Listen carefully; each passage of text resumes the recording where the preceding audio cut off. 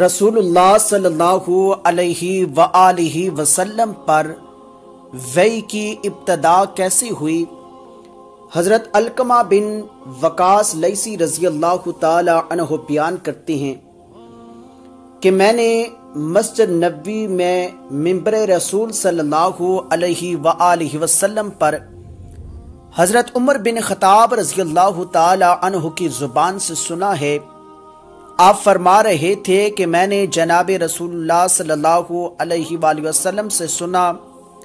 آپ صلی اللہ علیہ وآلہ وسلم فرما رہے تھے